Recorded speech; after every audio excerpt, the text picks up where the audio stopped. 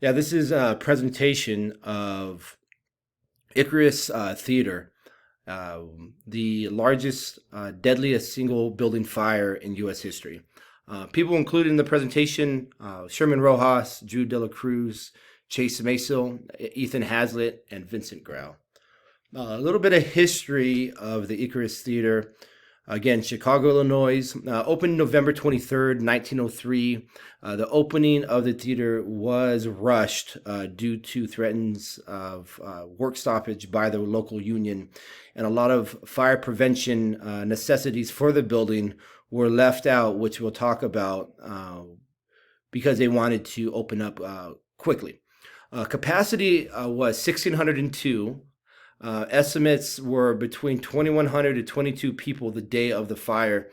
And that was a matinee performance, and it was mostly consisted of women and children. At the time of construction, critics applauded the design as one of the most beautiful theaters in Chicago. Chicago's building commissioner and fire inspector declared the theater absolutely fireproof. And again, at the time, and still today, this is the largest single building fire in U.S. history, claiming 603 people and 250 people were also injured. So again, it was open the 23rd. It was fitted out with a marble staircase, soaring ceilings, and huge amounts of polished mahogany trim. A little layout of the theater. The main floor orchestra had 700 seats, same level as a grand stair hall. The architects and developers wanted to build a grand stair hall and entrance, one main entrance, so that patrons could be seen as they're coming and leaving, to make it as the it place to be. The second level, the dress circle had 400 seats. Third level, or gallery, had 500 seats. And again, here's the different floor levels, and then also a side view of the theater as well.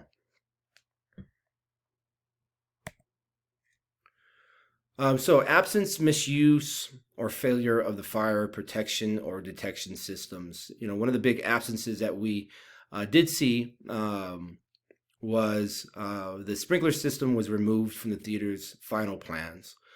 That was very big in the downfall of the overall theater.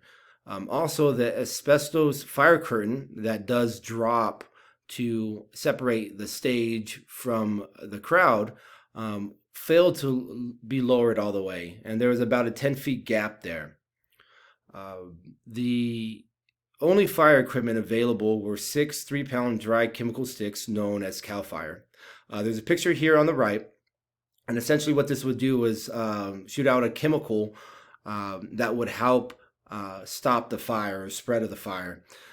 During the fire, when it was beginning to spread, the stagehands did release some of these CAL FIREs, and all it did was just come back down on the crowd. They were proven to be ineffective in this case. And again, one big thing that was missing here was the sprinkler system removed from the final plans.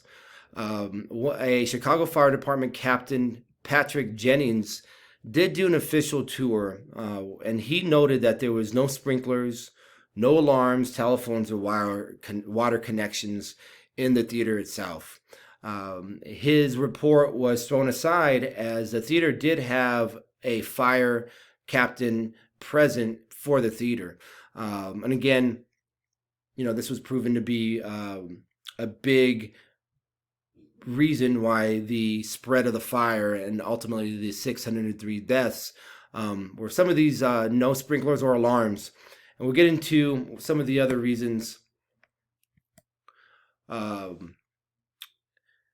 And the misuse here. So, for example, the fire exits hidden behind the draperies had something called a bascule locks. And these were really unfamiliar to most people. If you look on the right here, is an example of a lock. So when the crowd did see the fire begin to spread and get out of control, they ran to the windows and they came upon these locks.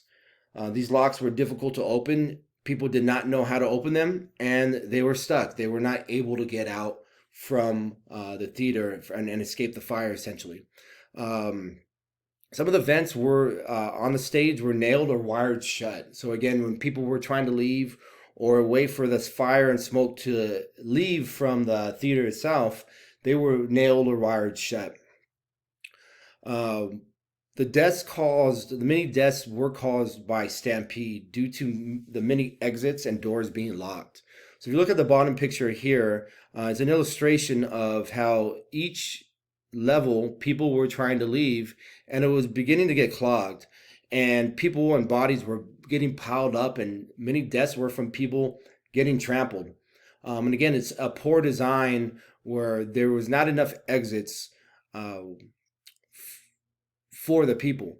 Many doors were locked, or they were windows that were locked itself, and the main foyer staircase was clogged from each level of people trying to get out. And to prevent people from buying a uh, ticket on the third level and sneaking down to the second or first, many people did encounter these gates being locked. So the theater company did lock access to each level. So people were essentially trapped at some point to when they were trying to escape.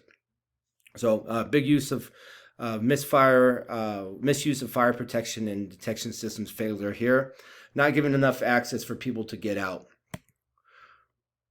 So a big failure here. There was no main exit of the main gallery and no clearly exit signs marked. One failure as well was that the workers had no advanced planning or training in the event of a fire. There was an independent study here that ultimately the cause of a fire was a spark with the lighting system, and most often, here's a quote, most often resulting in lighting or heating fixtures rarely cleaned, hardly maintained, and made of flammable materials. Opened early and made in months and were destroyed in an hour. So overall here, there was not enough planning. The detection systems of no fire, no alarms, and not enough exits were ultimately the demise of this theater, and which led to the 163 deaths of Americans. So thanks for taking some time to take a look at our presentation. We did include a works cited page here, and thank you so much.